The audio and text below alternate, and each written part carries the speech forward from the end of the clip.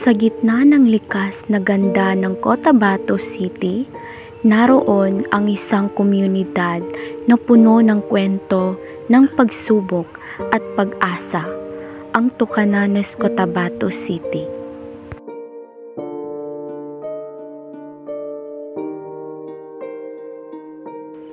Halina't samahan niyo kami sa isang paglalakbay na hahawak sa inyong mga puso. Isang paglalakbay sa ilog na magbubunyag na mga kwento ng pagtitiis at pagmamahal at pag-asa na nagsisilbing liwanag sa gitna ng kadiliman.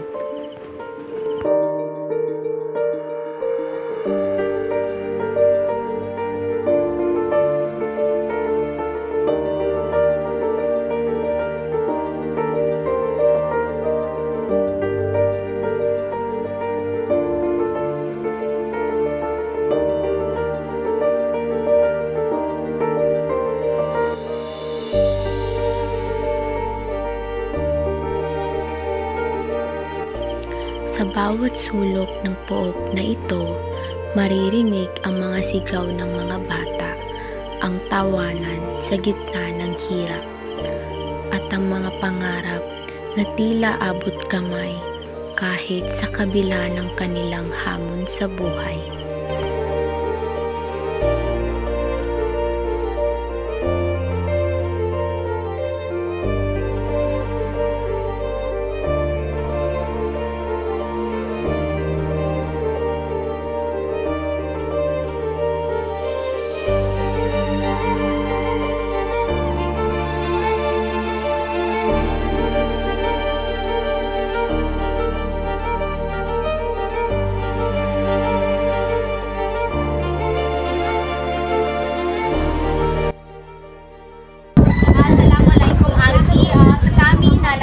Kami sa Cotabato State University. Yan aming kurso na Community Development. Bali, in-assign kami sa mobile kami sa documentary film about environmental issues or sa mga problema siya ba sa dalapatan. No? Bali, yan namin napili na yan namin umbalin na ngini uyag-uyag na mga tao siya baguli sa ligid na lawasig. Bali, sa kami napili namin insa namin, aming ka mapagay sa laka. Bali, hindi batan na ko siya sa ligid na kulangi. Alhamdulillah, magyabot, nakakaraot kahit pa paano, nagpapasti ng gabi. Napay source of income, no? Kabaldagang sa mga pastil, kabaldagang sa mga lumpia. Bali, hindi pa nabagwa sa bagay na manuaik? Mineral, supposed to be mineral. Bumasa ko sa kuwana, bumasa ko sa ig. Bali, di ka po ga-problema sa kapagkuana, no? Kabansian, no? Hindi problema, no? Basura niya sa baba. Okay, kung sa lakano yung maya. Ay, okay naman ang paano na. Nakaraos. Pero ang cause talaga kung nahanap niyo yung basura. Ay, talaga. yan no talaga problema na niya, babasura niya. Kahit, niya ba'y kahit sa barangay nga, ito rin yung problema nila na basura. Pero Uy, na ipon-ipon din. Palito po ba'y problema, no? at saka, kahit kuhanan ko na financial income. Kasi hanggang yan na lang tapos. Sa barangay Tucananes, Cotabato City, sa tabing ilog na puno ng kasaysayan at hamon ng buhay, nakilala namin si Babo Mariam, kasama ang kanyang pamilya na matagal na silang naninirahan dito. Ngunit hindi linggit sa kanilang karanasan ang mga pagsubok na dala ng kanilang lugar. Bukod sa aspetong pinansyal, nabanggit din ni Babo Mariam na tuwing bumabagyo o umuulan, nasasakop ng tubig ang kanilang bahay, at dahil sila ay nakatira malapit sa ilog, Madalas ay tambak ng basura ang inaanod sa kanilang paligid.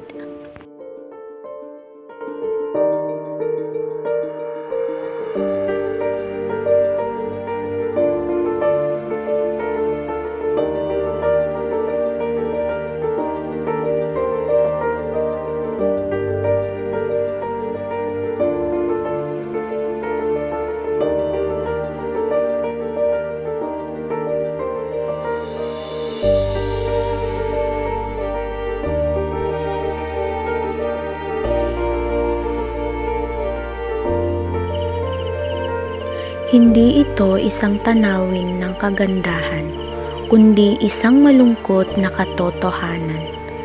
Isang walang hanggang dagat na puno ng basura na bumalot sa paningin natin. Isang patunay ng ating kapabayaan. Ang amoy, isang nakakasulasok na halo ng nabubulok na pagkain, plastik at iba pang mga basura, ay tila sumasakal sa hangin na sumasagisag sa ating nasisirang mundo.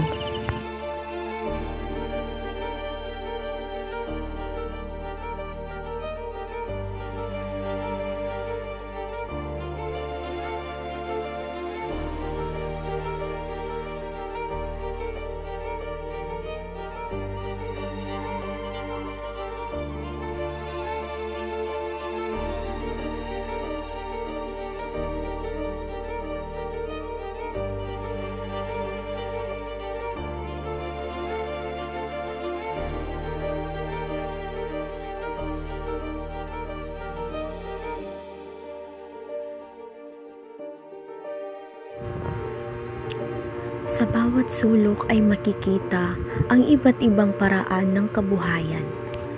Pamamasada at pamamangka, ang bawat isa ay may kanya-kanyang paraan upang matustusan ang pang-araw-araw na pangangailangan.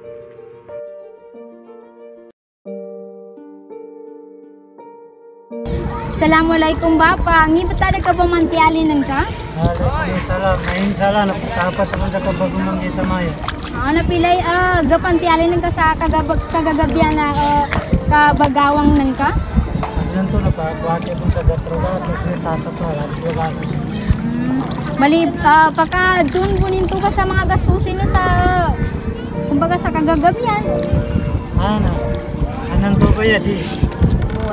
Ginasawap sa kinagalaga na lang na bumamasaan sa guna. Buhay na meto bakwa na pagpagtunan din sa nya taman. Pagkatunan din sa nginigapantiali sa guna na pagkatunan sa kagagabian ba anto. Oy, pagpagtunan din ito. Grabe wala sa to. Pamanya tanggas to sa kagagabian 500 400. Grabe wala to pagtunan. Siya si Bapa Dexter. Isa rin siya sa naninirahan dito. Nakwento niya rin kung paano nila kinakaya ang kanilang pamumuhay. Filming this documentary has reminded us the importance of community, resilience, and the fight for dignity. Their story should inspire us all to work towards a world where everyone has a safe and secure place to call home.